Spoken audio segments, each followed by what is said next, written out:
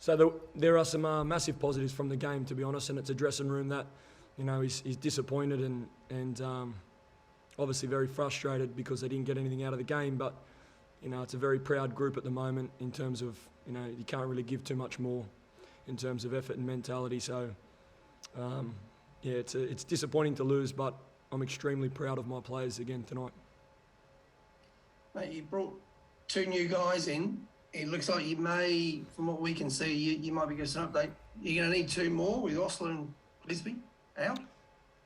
Correct. So, a week or 2 ago I was talking about, I was, really worried about the welfare of my group, looking at the scheduling.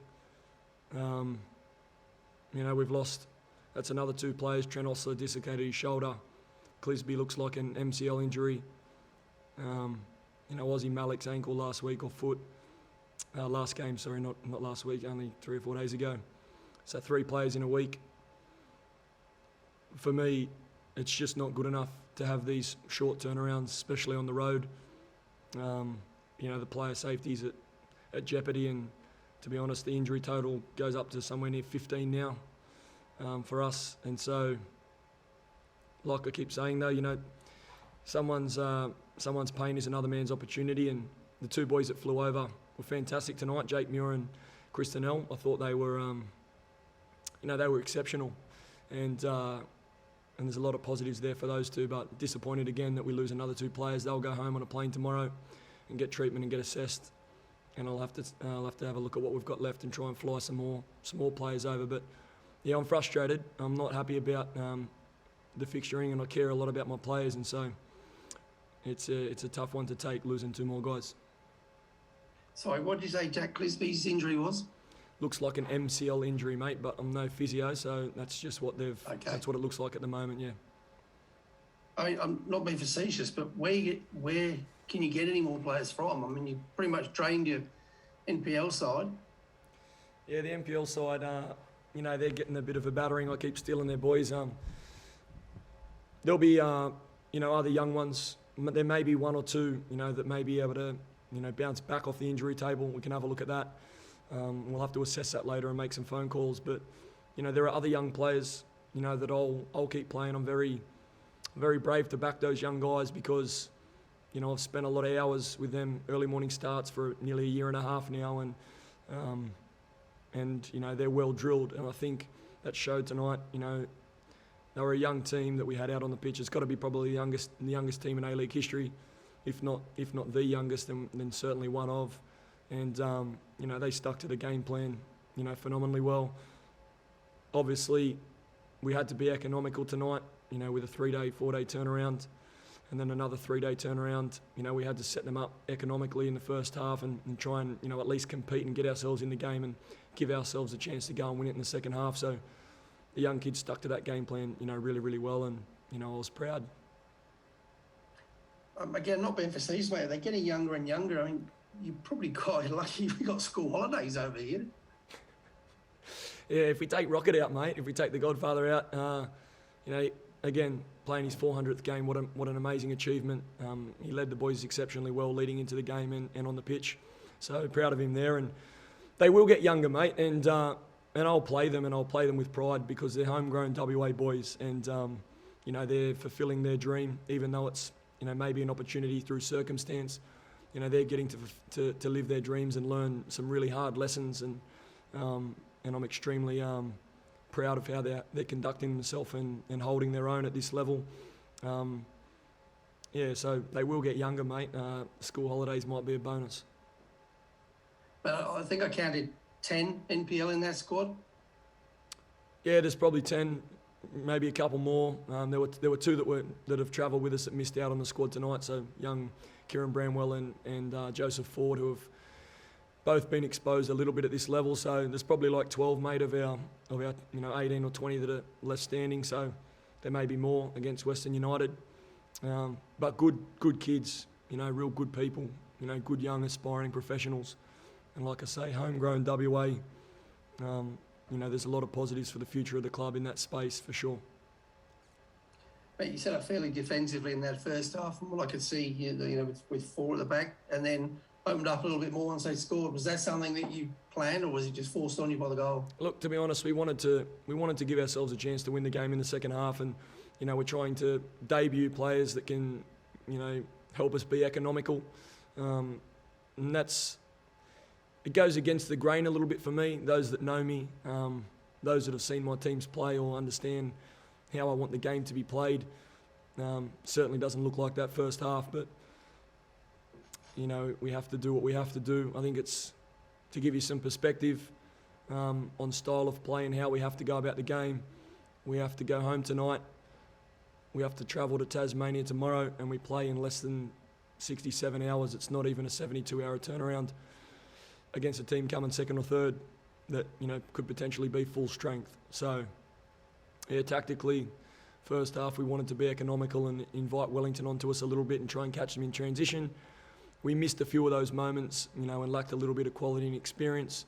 But I thought second half, once the boys considered that goal, obviously then we want to go and compete and we want to try and win the game. And they adapted to some of the, the changes very well. And they stuck to the game plan and they were really, really honest. And they didn't stop until that final whistle, which to me shows a real strong mentality.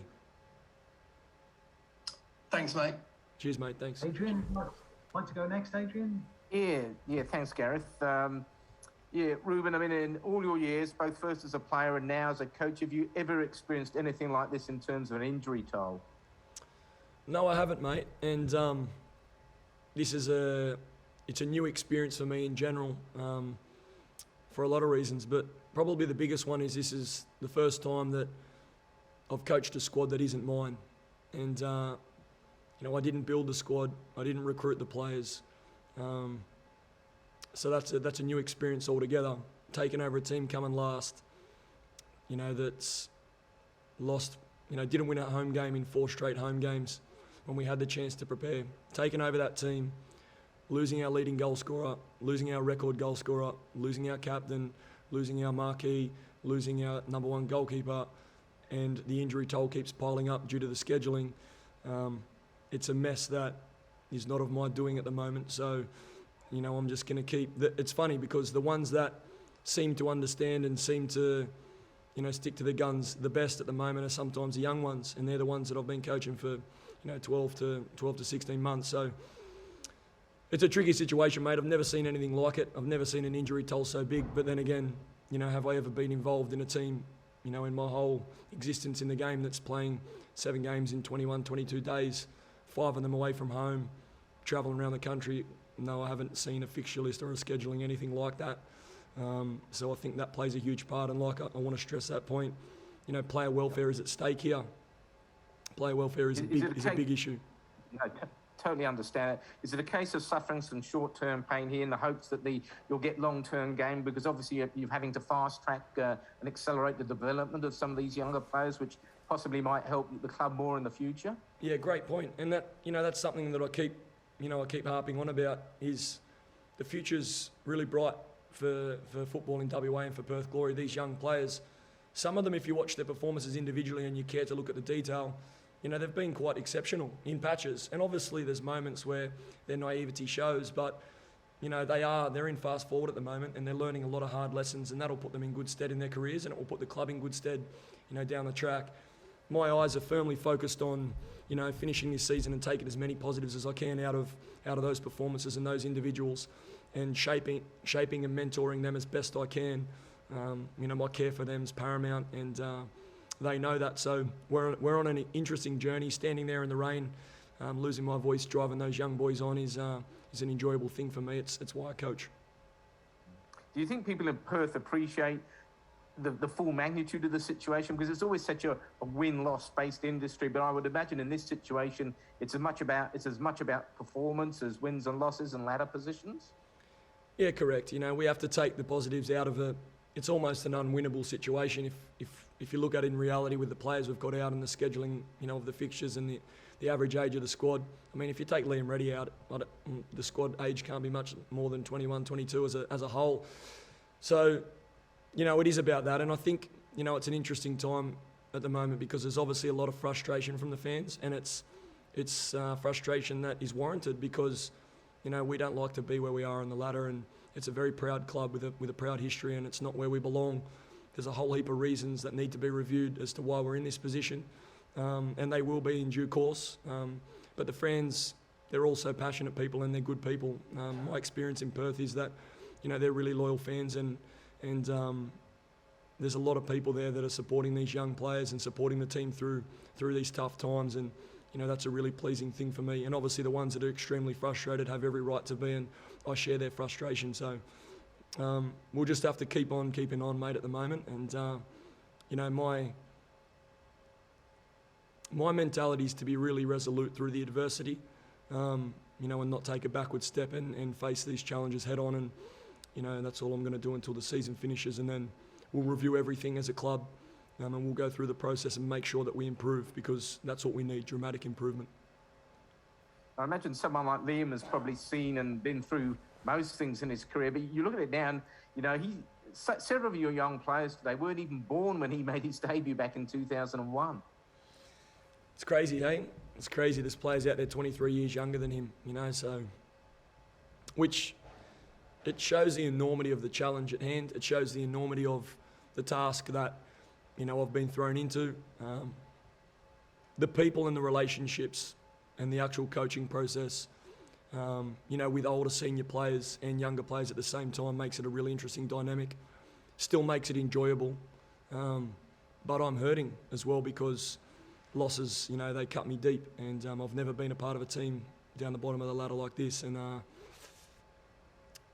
will grow, the club will grow, the players will grow through this adversity, and that's our focus. And last one for me, is there any chance of anybody coming back for the next game at all? Potentially, mate. There might be one or two that, are they ready? Maybe, maybe. But the circumstances will dictate that we may have to throw them in. Are there younger players that are ready? Probably not. But are they talented, and are they willing to put their hand up? Yes. And so we'll just have to address it, mate, and have a look what we've got tonight, and make some phone calls, get some last-minute flights, and probably fly a couple of boys over. Thank you, and good luck for the rest of the campaign as well. Much appreciated, mate. Thanks. We've just got time for one quick one, Ash. Just running very tight on time at the moment. Okay, one quick one from me. Ruben, just with the ongoing setbacks, I just wanted to really know, how's the mentality among the players? Yeah, it's a good question. I think you saw in the Newcastle game, so that was the one that was a bridge too far for some people. When we've done our review, there were some senior players in that team, especially, that they just lost focus, and they probably let the enormity of the situation, overcome them a little bit. And obviously with such a young group, there wasn't enough people to carry them through that match when things got tough. But tonight, the mentality was exceptional, Ash. I thought, as a group, as a team, as a club, they really went out there tonight and did themselves proud, and nowhere near where we want to be or performance-wise, but mentality is really strong in the group and positive, and that becomes, apparent because of the quality of the people in there. They're good quality people, first and foremost, and they're players that are doing their best in trying circumstances, and it certainly doesn't fall short on me, the effort and the mentality that they're dishing up.